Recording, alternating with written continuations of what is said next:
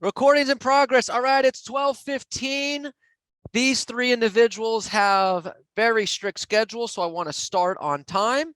So we're going to do that. And so I am ecstatic to do our mastermind here, a panel mastermind with three of the top producing agents in our company. All three of them are Centurion Plus level agents. We have Matt Nunez from the Fire family, Melissa Grosso, and Yvette Geeter.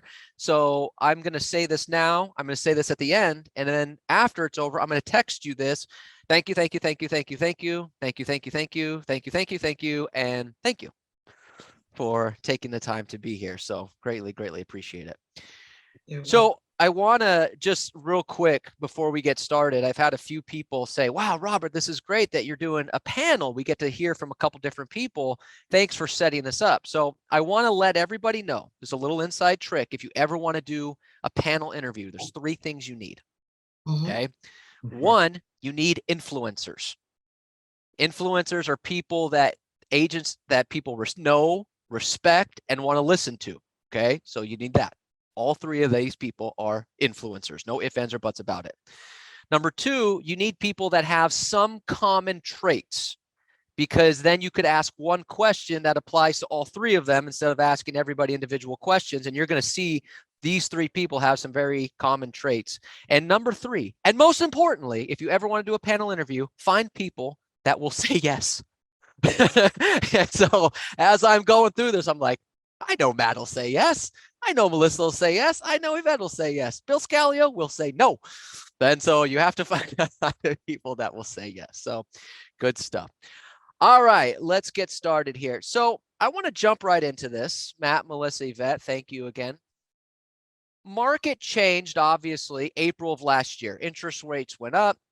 Market has still been a little bit slower numbers-wise in the market, but you three don't seem to be slowing down. So the first question that I have for the three of you is, what changes have you made to your business, or have you made any changes at all that have kept you productive even though the market has slowed down? So I'll just go through this alphabetically. So Matt, let's start with you. What changes have you made, or changes at all, to keep yourself productive even though the number of listings and stuff is down? Yeah, totally. So I think everybody can agree right now that, this is a difficult market, much different than we were in last year, the year before, the year before. We definitely, I just want to clarify something right now for the record. We have definitely slowed down as far as our production. And to be totally honest with everyone, we are 60% slower than we were last year at this time. I wrote down a couple things. Last year at this time, we had closed 21 deals, 15 million in sales. This year, we're at 7 deals, 5 million in sales. With that said, we do have 7 pending, 2 active listings, probably going to get 2 more listings this week, and a couple offers out. So we very easily will be back to the numbers we were at. And how we maintain that, I would say, is exactly what Mike Ferry said at the beginning in January at the retreat, was get back to the basics, be patient in the first quarter. That was my biggest takeaway at that Mike Ferry event in January. And he said that over and over and over again. Don't get down, be patient in the first quarter. And that's what we've done. We've stayed consistent with our 4x4, with our philosophy, that's provided so much success. And we're just riding the wave. We're ready to go. No, I love it. And you're right. And that was, thank you for clarifying that, because that was, I know the first quarter was a little bit slower, but with the numbers that you've done the last couple quarters, you're going to be right on track here very soon. So good job. Melissa, on to you. So what have you done differently, or have not done differently, that's kept you producing at a high level this year? I haven't really done much different, to tell you the truth. I mean, I just keep hustling. One of the things that I stopped doing when COVID first came out is I stopped watching the news. So I just kind of live in my bubble that buyers need to buy and sellers need to sell. And I kind of just keep that tunnel vision going and make a list of my prospects and try to know who my next person that I'm going to put into escrow is going to be. That's kind of just how I've been doing it. So I've closed, I think I've closed 14 this year, and I have 4 in escrow right now. Just put another one into escrow, and she needs to buy a purchase too. So not really where I want to be goal wise, because I wanted to be a little higher, but I am keeping the consistency up there. Good. So good job. I just keep working, and I don't listen to the outside, all the news. And that's a big thing. And we're going to talk about that a little bit later, is because most of the news is negative and a lot of the chatter in real estate is negative. And so, we're going to talk a little bit later on how you block that out. So Yvette, same to you. So, I mean, what have you done differently or not doing differently that's kept you producing at a high level as the market's changed? Yeah, that's a great question, Robert. So pretty much like Melissa, I have blinders on. I try not to get distracted and hear the noise. I call it the peanut gallery. So I try not to get involved in that. I am more aggressive on the phones, more aggressive when I close deals and on the close with the seller. So that for sure I'm doing different. I'm finding that I am busier more this year than I was last year. My listings are slowly coming on the market because folks are doing more work on their homes. That obviously than last year, you could put a property on the market and sell it like that. So now it's just taking a little bit more time, and we just want to make sure the property is ready for the buyers. So pretty much just keeping blinders on. Sometimes it's not easy. It's difficult, and trying to stay close to my schedule. So that's what I'm doing. So, I'm taking notes here from the three of you. And what's funny, the reason I started with that question is kind of a basic question. Yeah. But I'm looking at these things that you're saying, and I don't see any magic pills on what's keeping you productive. I heard, Matt say, get back to the basics. And I heard Melissa say, just hustle. And I heard Yvette say, well, I'm just more aggressive, so just one thing to note for everybody out there. So the second thing I wrote down is very unique to the three of you. So before you sold real estate, Matt, you were or still are a fire captain for a fire department in Los Angeles County, correct? Okay. LA City, yes. LA City. Yvette, you own a tax business. Okay. Melissa was selling high-end cosmetics. And so all three of you were making a pretty decent income before you ever sold a house. So here's my question. How do you fight complacency? What motivates you to say, hey, look, I'm already making good money, but I want more. So Melissa, let's start with you. How do you fight complacency and keep going? I just keep going because I have high goals to achieve, and I want to, I have a certain lifestyle that I like to live, and nothing's going to get in the way of that. So I'm always looking to better myself and do better. I can always learn from every experience that I have, whether it's good or bad. And I just keep trying to push forward. I love it. I love Make it happen. Yvette, especially when people tell me I can't. Don't tell Melissa she can't. That's right. Don't tell Melissa again, especially if you work in her market. Now, Yvette, over to you. I mean, you have a tax business that makes a couple $100,000 plus a year. So, I mean, what motivates you? What keeps you? How do you fight complacency when you already have money? Okay, that's a good question. So I am innately a hustler. Okay. And I've always been that way since I was little. So I hustle for everything. And just like I got my tax business off the ground to nothing, and now I have employees, an office. I mean, I have all these responsibilities. So going into real estate actually was a natural progression for me because of the book of business I have. People trust me. I often say, I know when a divorce is going to happen before the other person does, because the client is calling me and saying, how is this going to affect me tax-wise? What do I need to do? When babies are born, they call me. What should I do? I need to buy a house. So I'm a hustler. And do I get complacent? Absolutely, I do. And I think about the words of Mike Ferry, and he said to me, and it resonates to this day, he said, start your morning every day at 0. So in my mind, I think I have no listings, I have no prospects, I have no money. And I just have to get up when I don't want to and make those phone calls because they're not coming to me. Great, great, great, great. Matt, what about you? I mean, how do you fight complacency? How do you stay motivated when you're I don't know what the salary is of a fire chief, but I imagine you're making decent money. How do you stay motivated and fight complacency? Well, first of all, Yvette, I have that exact quote in my office on our big whiteboard. Every day you start at 0. So I definitely think about that. Other agents walk by, and whether they've seen it or not, they'll make a comment about it. That's the only way to be in this business. If you have 7 or 8 in escrow, like I said we have, and you sit back and you're complacent, well, guess what? You're going to have 7 or 8 closings in 30 days, and you're going to have 0 in escrow come 30 days from now. So you can't get complacent.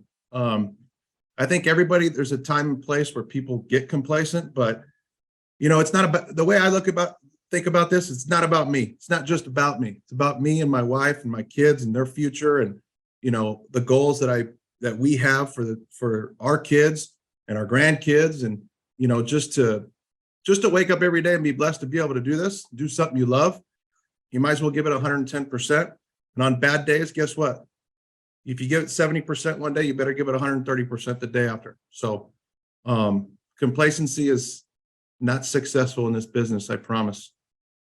That's great answers. Great answers. I love it.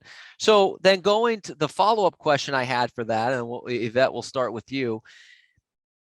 You're all very busy with your lives. Yvette, you have a tax business. Matt, you have a family in the fire business. Melissa, you're very involved with your son.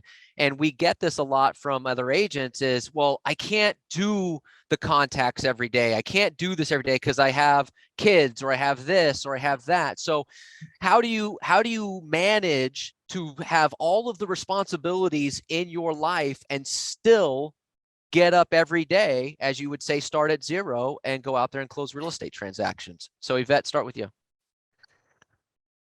Because I'm a hustler. Okay. And it's really important for me to get it done and to get it done successfully.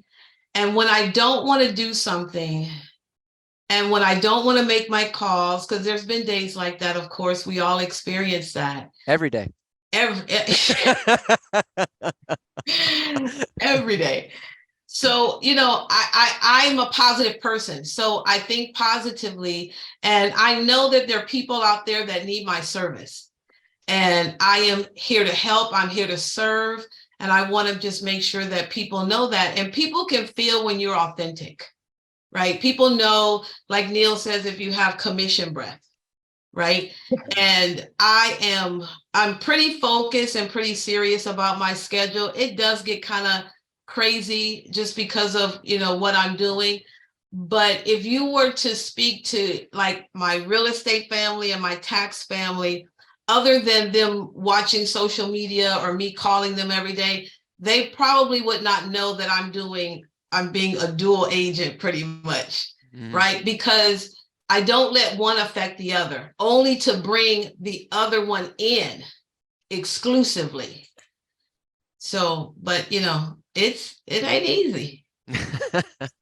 Well, if it was easy, everybody would do it.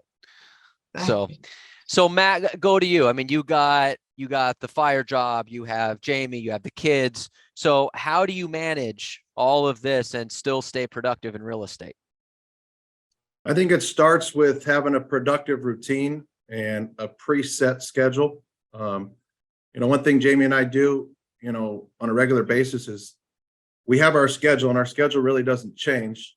Some time slots change on different days of the week based off the kids' practices and whatnot, but we still accomplish the same exact thing, the same, over and over and over and over again. Whether we do it from 10 a.m. to 11 a.m. one day, we might do it from 12 to 1 the next day. but you have to have a routine. And if you follow your routine, it's just like following a Mike Ferry script. And if you're consistent with it 365 days this year and next year and the year after, guess what? You're going to get to that referral sphere of influence real estate business that we all want to be at, to where the business comes to you and you're not out trying to chase the business as much. Do what others won't do for 5 years, and you'll have what others won't have for 15. Mm-hmm. I love it. Good job. Melissa, on to you. You got a lot going on in life. How do you manage to be involved with everything that you're involved in to still stay productive in real estate? So, I mean, I'm just driven. I wake up every day, and just like Matt's talking about, having a schedule every day, and Yvette's talking about being a hustler. I mean, I have to hustle to eat, always have since I've been very young. Didn't come from money. So, I've always had to just claw my way to the top. Driven every morning. I do have a routine though. One thing that has really helped me probably over the last year, I do affirmations every single day and I write them down. I tell myself what I'm going to do in positive sense, it's a great day. It's a great day. I'm a great salesperson. I write those things down. Also gratitude. So I write down what I'm grateful for every day. Because even if you're having the crappiest day ever, you can always think of something, that you're grateful for. Even if it's, my cup of coffee that's just perfect, or it's a beautiful morning, things like that. And then exercise. I exercise every day. That's my saving grace. And just work that into my schedule and, get going. You got to get out and get it, because if you don't, no one's going to be calling you in real estate if you don't go out and get it. That's for sure. Not an easy business. Is anybody picking up the positive mindset that all three of these people have? Huge. I mean, all three of you are answering these questions, and it's, I just get up and do it. I start every day at 0. I do affirmations. I do gratitude. I mean, it's like you're picking up the mindset of the three of you. So let me jump to that real quick, and Matt, we'll start with you. What do you do to keep yourself in a positive mindset? Is it books that you read? Is it videos that you watch? Is it affirmations, things like that? How do you keep the mindset positive when real estate in general is a fairly negative business, and really the world in general is mainly a negative feeding beast? So what do you do to keep your mindset on a good track? Well, Robert, I disagree with you, because real estate isn't a negative business at all. I do not think that. I do not preach that. I don't allow myself to be in the same room as somebody that says that. So I'm glad we're on Zoom. But it's the truth. Let me start by answering that side of the question. Jamie and I, when we're telling people it's a good time to buy or a good time to sell, we're literally doing the same things. So, I know the interest rates are higher right now. I get it. We can talk about 2-to-1 buy down, or we can talk about what's the price of homes going to be in 10 years from now. And I think we all can agree on this panel that the price of homes 10 years from now are going to be much higher than they are right now. Sure. So is now really a bad time to buy? I disagree. I don't think it is. Right. Now, you have to have a strategy and a plan in place to keep a property long-term, I think, right now. But right now, it's still an opportunity for everybody to go out there and buy. And it's our job as professional realtors to go out there and try to get the 2-to-1 buy down, try to get some concessions. But guess what? If a house is priced right now, then we're back to multiple offers. Yeah. So, that 2-to-1 buy down that people like to talk about, that you're going to get that on an overpriced home maybe, but you're not going to get that on a house that's priced right. It's just not going to happen. Sure. No, I love it. Good.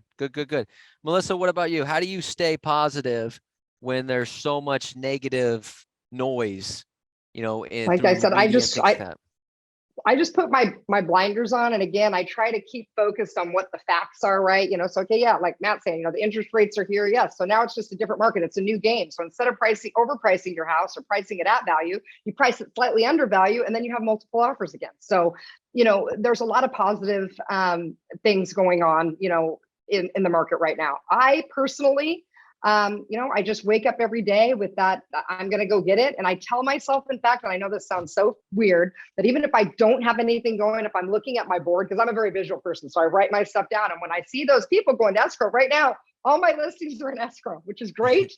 But that means, where am I going to eat next month from? So I've got to, look at those things.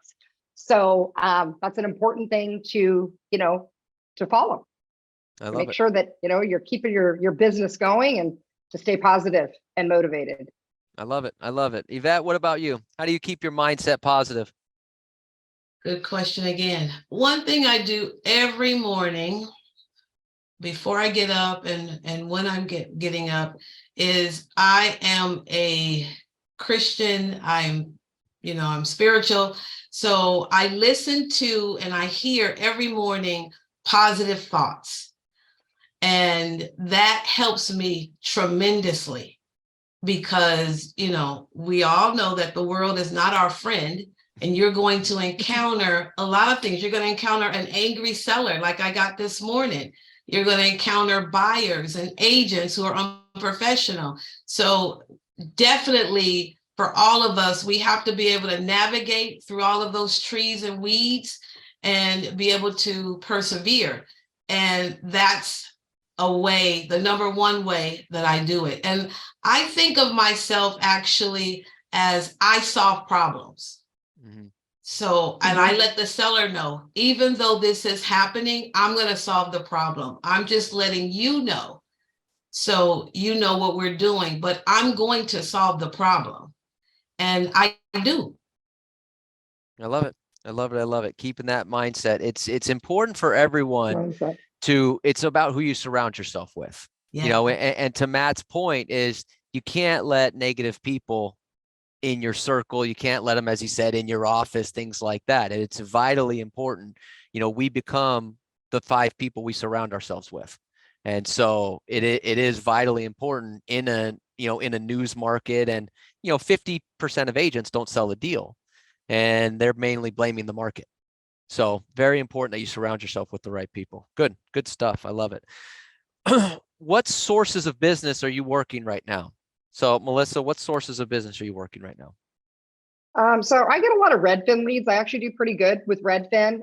Open houses, I'm also a big fan of those. I usually can always pull a buyer or a seller a lot of times. I did an open house not too long ago, and a seller had been looking for a listing agent for months. And he met me at my open house. He said, God, you're the first agent that's, gotten up and introduced yourself. And I said, he said, I'm thinking of selling my house. I said, well, would you like a free home value? I could stop by after the open house. He said, that'd be great. He had me over and I had a listing the next day. So open houses I like because people come to you. I'm not a big hit the phone person cold call wise. I do hit my database. So I've really been trying to focus on my CRM and those, past clients because those are important. I also do little funny things like I just sent all my mothers out cards with a little $5 Starbucks card in there. So, just saying happy Mother's Day. And, I'm a little old school approach. I think people like to get stuff in the mail still. So I don't just stick to email. And then open houses. And yeah, that's pretty much it. And then referrals. I'm just 4 years in. So I'm just starting to get some referrals coming back as well. So. Well, I think anyone can figure out with Melissa that she has quite a vibrant personality. So I think in person is certainly your strong suit. My thing. Definitely my thing. Yeah, there you go. Yvette, what about you? What sources are you working right now in your business? I am working my database like crazy. Okay. My COI. And from there, I will get referrals. And I'm also, that's my warm market. Mm-hmm. And so that's my focus. So, I talk to my coach and I'm going out of my comfort zone. But I do a lot of probate. So I'm starting to go after those cold leads on probate, which is actually, I love it. I really like it. And that's another place where I can come in as an authentic person and being true because it's a very sensitive situation, probate. Sure.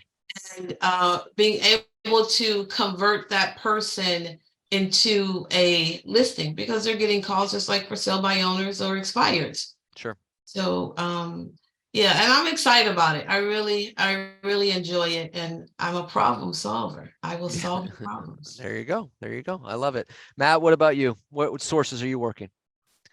Yeah, I would definitely agree with both of them that the database is huge. I would say, 90% of our business year after year has been, based off of our database, past clients, referral based. In addition to that, networking at these different events, we've networked with out-of-state agents at these events and via social media. and we've done several referrals, back and forth out of state. In addition to that, we run a pretty good farm, that we touch, every quarter in four different ways, kind of similar to how you should touch your database.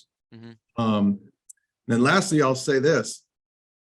If you haven't done a client appreciation event, spend the money and do your client appreciation event. All three of us, the first words that came out of our mouths were database. Yep. So if you haven't done a client appreciation event, the one that we just put on, we had over 100 people. We had a beer truck, a wine bar. It was pretty big, but even if you only have, 15 to 30 people that come to it, you still should do a client appreciation event at least once a year.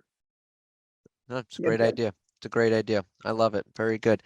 So quick follow-up question to that, because all three of you said database, and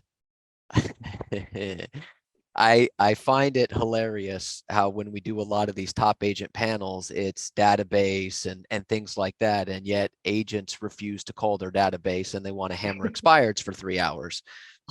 So let me ask you that just a real quick answer on this. So Yvette, we'll start with you.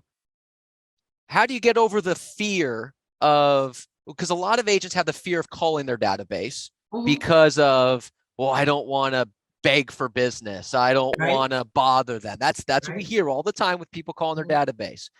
How do you get over that? I beg, borrow, and plead, basically. I do feel a little bit, like in my stomach, like Ron Cronin, it's just kind of, the first time you do it in the morning, but after that, it's on and cracking. I mean, some days I can blow through those phone calls, and some days it takes me a little bit longer, just depending on the conversation that you're having. But it's just, first of all, what it will do to you, especially when you call your database, because they love you. They are your fans. They appreciate you. So if you need a pick-me-up and you're not feeling good about yourself, I guarantee you, when you call your database, somebody's going to say something really nice to you. Or what could happen is that you're calling your database and something has happened bad to them. And you can share and, be authentic with them. And it's a great feeling when you call your database. I mean, who wouldn't want to call a fan of yours? They've done business with you. They love you. They appreciate you. And they want to see you succeed. And I want to succeed. So I use it. There you go. Okay. Matt, same thing for you. I mean, you're, like you said, 90% of your business comes from your database. How do you overcome the common fears that people have of, well, I don't want to call them. I don't want to sound like I'm begging for business, things like that. Yeah, I don't have that fear. I got that. One thing, and I tell our team this all the time, is because some of the team members do have that fear. They've gotten better over the years, but the biggest thing is you got to be ready to provide just a little bit of value. You're not there to completely educate them about the real estate market right now. They don't want to hear all that. You're just there to stay top of mind, provide a little bit of value.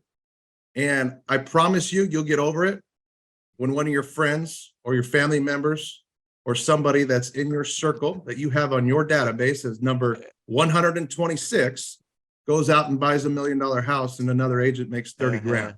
Yeah. So, and the reason they went out and did that is you obviously weren't their agent in their mind.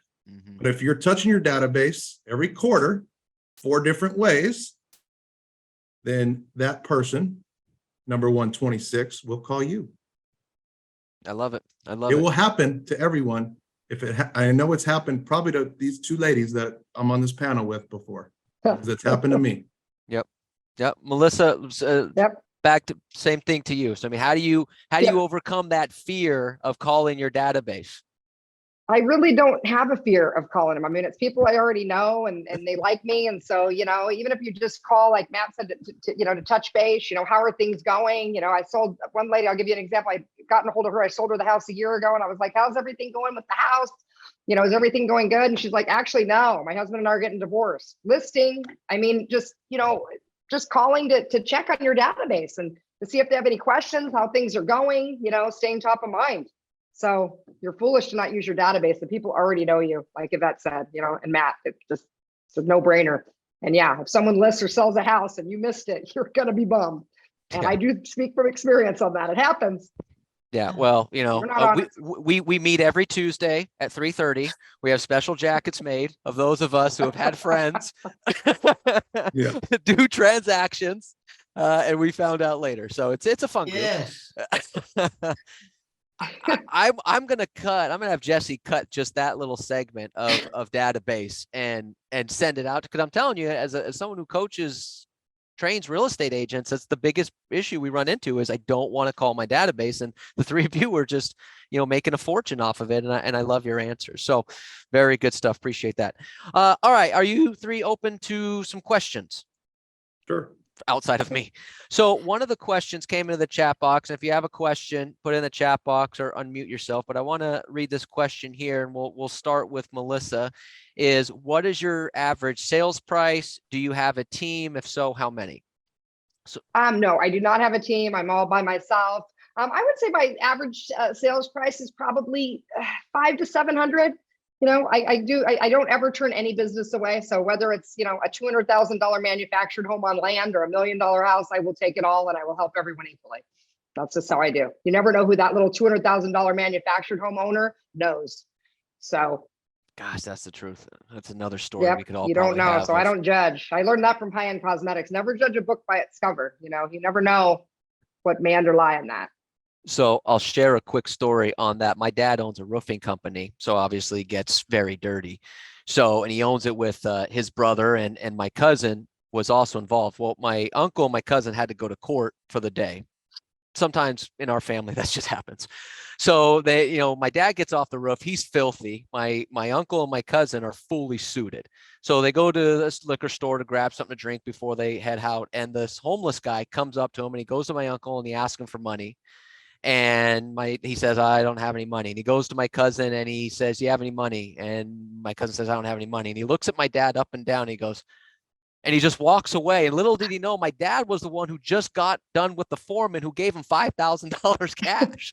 So the one guy, the homeless guy, didn't ask for money, is the one who had all the money in his pocket. So don't judge people based on their situation.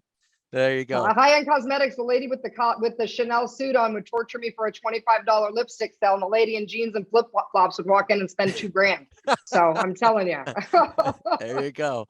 Yvette, average sales price. Do you have a team? If so, how many? Average sales price, I think probably about $600,000-700,000. Mm-hmm. And the team is Delroy and I. And obviously we have a TC, but it's just us.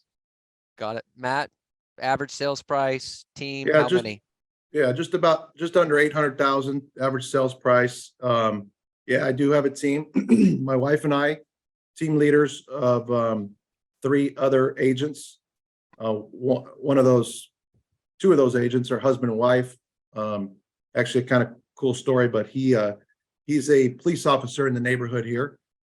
So he's not real active as coming in the office, but he's, there with her at open houses, does a lot of the calling with her, at times. And then another solo female, Jamie Hildahl. So 3 total agents underneath my wife and I. So for those of you that are ever scared to go door knocking, marry a police officer, and that kind of solves that problem. That's right. He doesn't do it on duty. All right. Questions for these 3. There's over 100 people on here, so I can't see everyone. Yes, Michael. Hey, Robert. Yes. This is Michael. I just want to ask you a question. I probably you also too, Robert.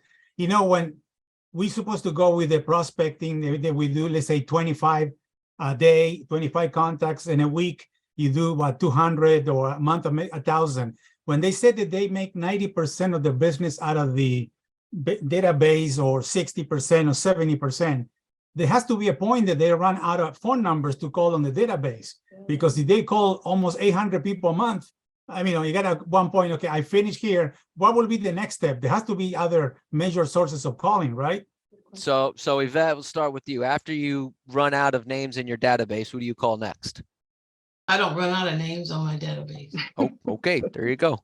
You Matt, got a You should be business adding of people to your taxes, database right? every day. You should be adding people every day to your database, honestly. That's I So- meet so- somebody at let the me- store. So let me they're in my database. let me rephrase this a different way. So Yvette, how many people from your database do you call a day?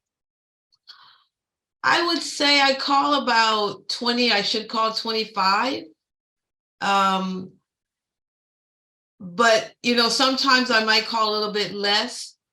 What I found sometimes is when I'm drilling down and making phone calls and doing this, sometimes I'm not so in the moment. And then when I slow it down, I can be more productive. I can listen better.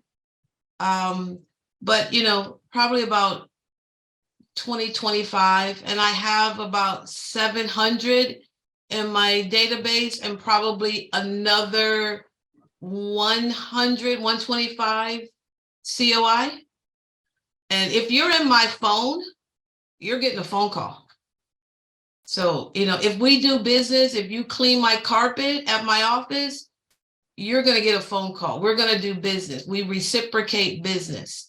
Mhm. Sure. So, and you'll never get out of your database when you do that. No, 100%. Well, you can't and be a so- secret agent. There you go. And Oh, just Everyone for should know you're an agent. simple math for those analyticals out there, if Yvette has 800 people in her database and she calls 20 a day, it's going to take her 40 working days, which is about 2 months. So that's probably how she doesn't really run too much on numbers. Matt, And then I just circle it back, with something new. Mhm. Yeah. Always so something Matt, going Matt, on. what about you? Do you run out of database names and then if you Yeah. do, who else do you call? Yeah, I mean, I used to.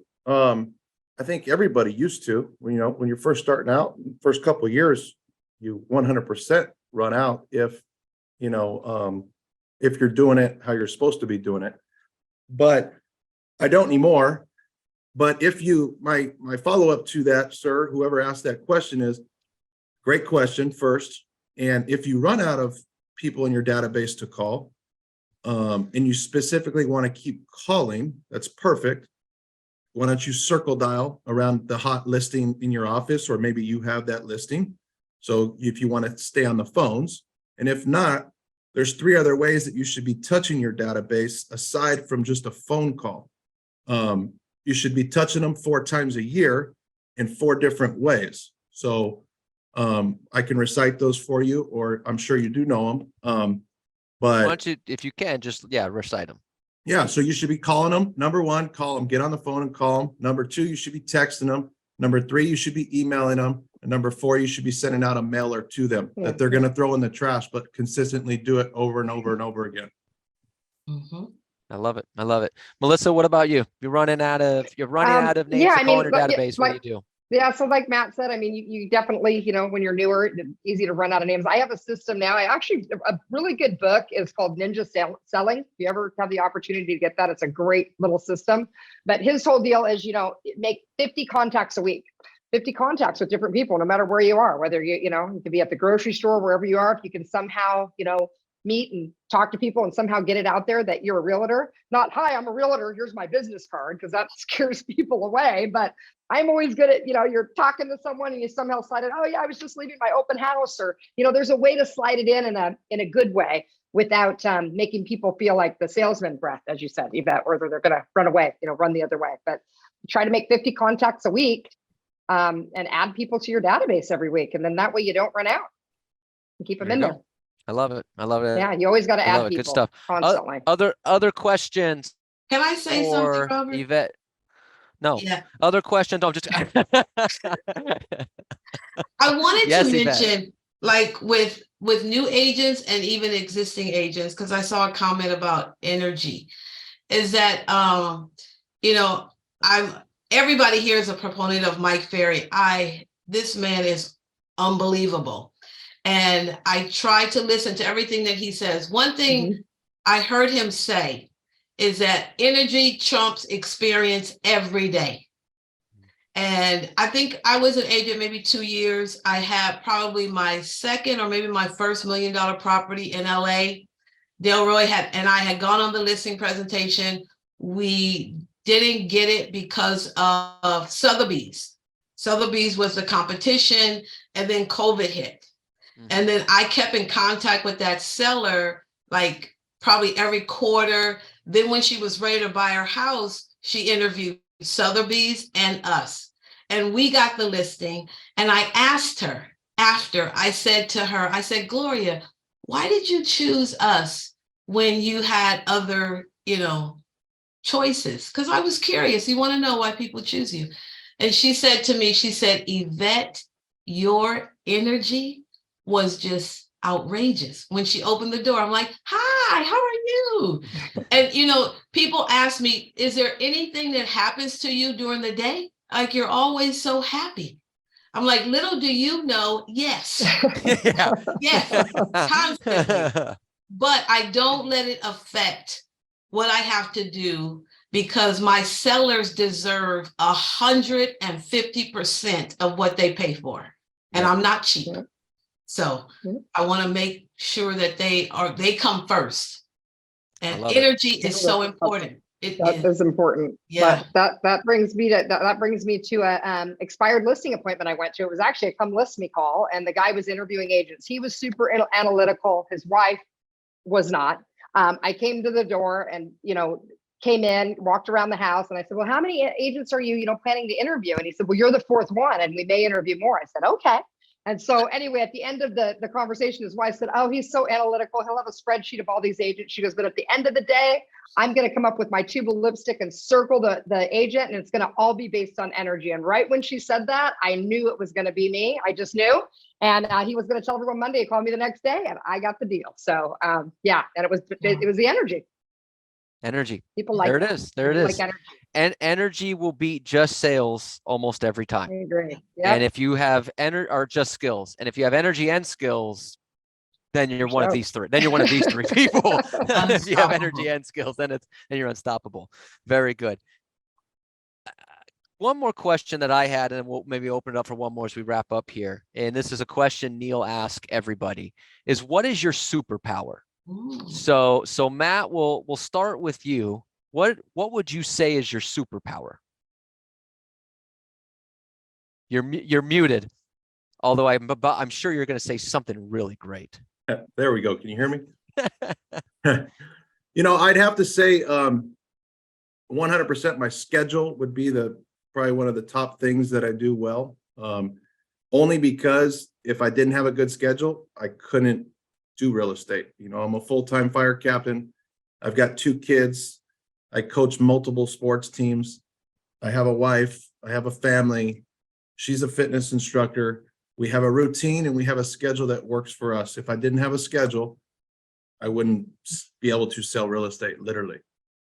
So a fire captain and a fitness instructor. I feel like you guys belong on a reality TV show.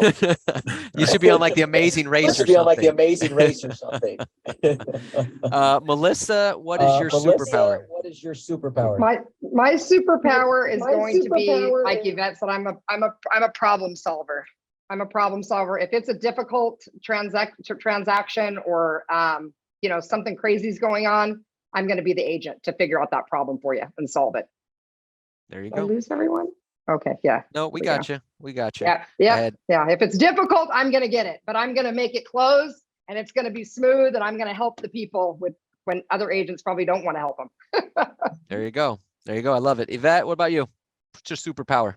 My superpower is I have learned to have the ability to connect with mostly all personality types. So, and I listen. And when I listen, I can pick up something that's super important to that person, connect with them, develop a relationship, get a relationship, and get that contract signed. And I can do it in 20 minutes if I do the listing presentation, and sometimes over the phone. So when I show up at the door, the listing is already signed because I've done all the hard work, before. So it's my ability to connect with all types of people. I love it. I love it. I love it. That's huge. Robert, I got a question. Yes, Keith.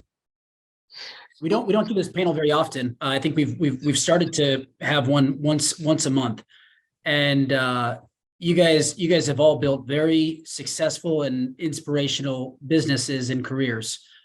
Will you do me a favor and will you leave everybody with an inspirational or motivating piece of advice that they can take right now in this market? And if they're a brand new agent, or if they're a successful agent, they can take that piece of advice and they can utilize it in their business today to hopefully achieve some of the success that you've achieved. So Melissa, we'll start with you on Keith's question. Okay, so this is something quirky that I do, and I don't know if it'll help people or not, but whether I have business or not, or if business is looking low, I always tell myself I have 5 escrows in present tense. I have 5 escrows. I have 5 escrows, and it's the weirdest thing. I'll end up getting 5 escrows. So I don't know. It's the positive mindset. Love it. Yvette, what about Tell you? myself what I need. I think what I would say to folks is that, as we struggle every day and, we have stumbling blocks and things happen, is just people, you have to know that you can do it. You can do it. And if not you, then who? That's a great question. That's a great point. Matt, what about you? Make sure you have a database. I don't care if it's 20 people. Call them 4 times a year, text them 4 times a year, email them 4 times a year, and send them something in the mail 4 times a year. And you can do the math on how many escrows that you will have at the end of the year. In addition to that, get a farm. Make sure you have a farm. Make sure you have what I mean by that is there should be an area in the city that you live in that you are the realtor. Whether it's 2 blocks, 3 blocks, 5 blocks, because that's going to take a little bit of investing, a little bit of money up front. But there should be an area, and this has to be strategically put out and established. You're not going to go in to Melissa's farm where she sells 80% of the homes and think you're going to take over it when you haven't sold a home in that neighborhood once, or into Yvette's farm. Study the MLS, come up with a small area to start, and take over that block, 2 blocks, 3 blocks, 4 blocks. Yep. Hey, Matt, are you analytical? A little bit of both. Oh, okay. And the Why do you ask? the other one is. Hey, if you saw his schedule, the answer is yes. Of course he is. Because I he's need going some to give me analytical 10 in me. reasons why he's not analytical. I need an analytical. I'm too expressive. That's my Very.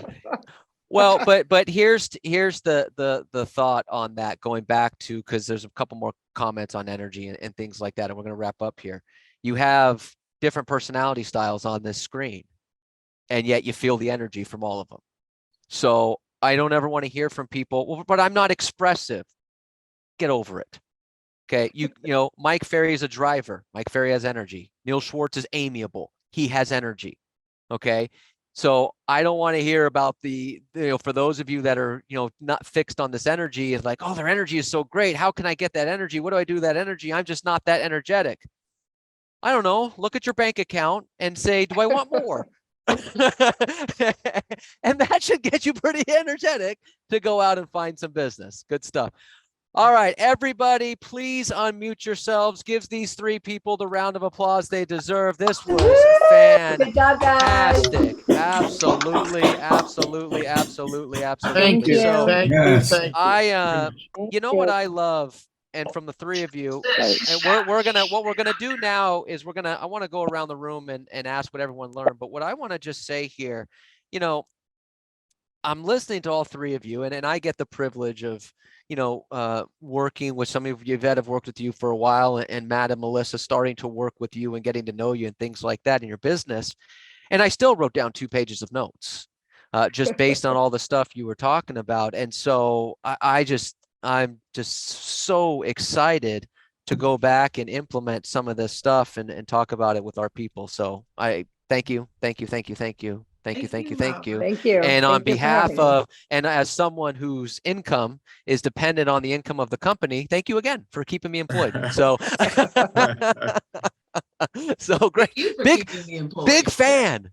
Big fan. So you all are fantastic. Thank you. So I want to take a couple minutes here. What did we learn? What did we get out of these three people? I mean, I took 2 pages of notes and I work with them. I mean, what did you get out of this? Who wants to start? I can start. The Mariano, go database ahead. is the king. Database is the key. Database is the key. So, I mean, I hope everyone got that. I really am going to take that clip when you all were talking about database and send that out, because it's amazing how many people I talk to that just fight that. And it's funny stuff. So good. All right. What else? What else did we get? 4 Great contacts energy. 4 times a year. 4 contacts 4 times a year. Matt, thank you for breaking that down. I thought that was really good, really simple. I want you all to write these 2 numbers down. 87 and 23. 87 and 23. According to NAR, based on the surveys they do, 87% of people, when they close a transaction, are willing to use their agent again. 87%. When you close a transaction, 87% of people are willing to use their agent again. Does anyone want to guess what the 23 number stands for? The ones that actually do. So I want you to think about that. 87% of people at the end of the transaction like you and say, I'm willing to use you again, and yet only 23% of people use their agent again. Why do you think that is? Communication. Forget about you. If you do what Matt said communication. and Melissa and Yvette said, and you call your database, you do the 444, whatever your system is, you can either be in the 87 or the 23. I don't know. In some of these price points, that's a lot of money. So good job. All right. What else? What else did we get? What else did we get out of this today? I love how the three of them, thank you, Melissa, Yvette, and Matt, how they face negativity. You know, when Melissa and Yvette, they talk about putting the blinders. And not being able to listen, to stay away from the news. But what I love about Matt, that he came up with character when he faced you. When you say something negative, and he say, no, I don't allow that. Yeah, that's it. That's it. Good. And Matt knows me at least well enough to know that, you know, I'm a very positive person and like to have fun and things like that. But he's 100% right. And the problem is when you read the news, whether it's real estate related or anything else, it's mainly negative. That's just what feeds. But, you know, to Matt's point and Melissa and Yvette's point, you got to put the blinders on. You can't allow people in your office, in your sphere, in your space that are negative. It's just toxic, and it'll just suck the life out of you. Now, and unfortunately for some of you, that means you're going to have hard conversations with some people that you know, because some of the people that are our most draining people are people that have been friends or family for an extended period of time. Now, you can't do that with your kids. Sorry. Okay. You know, hey, it's been real, but you're 9 now, and you know, you're kind of dragging me down. Like, you can't do that. But, you know, I've said a number of times, I have a brother and sister, they weren't even invited to my wedding. Because I don't allow people like them in my life. So you have to have that type of standards of the people you hang out with and what you read and what you listen to. So that's a great point. All right. I'm sorry, real quick. I just want to say thank you. Thank you to everybody. Wish everybody success. I have to go. It's 1:08. You're 8 minutes past, Robert. Thank you very much for the opportunity. Expressive. I gotta go. Yeah. Bye, Matt. You're the best, buddy.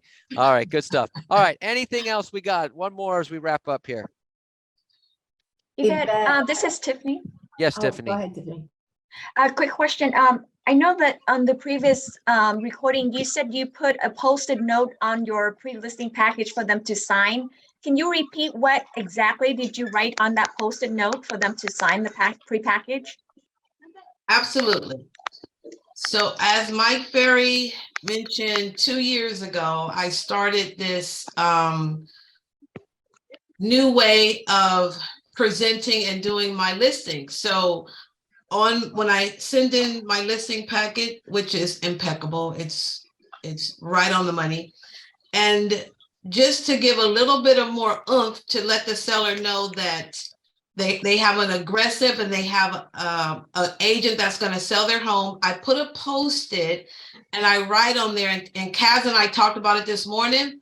I write, please review, please sign the highlighted areas and we will discuss once I arrive. Mm, that's good. And 8 out of 2 times, it's done. And most of the time, I've walked in a listing presentation and they were signing. Oh, Yvette, hold on, we're signing right now. Hold on. And it was signed. So it works. Thank Go. you. Thank Good job. Good. Good job. Good job. All right.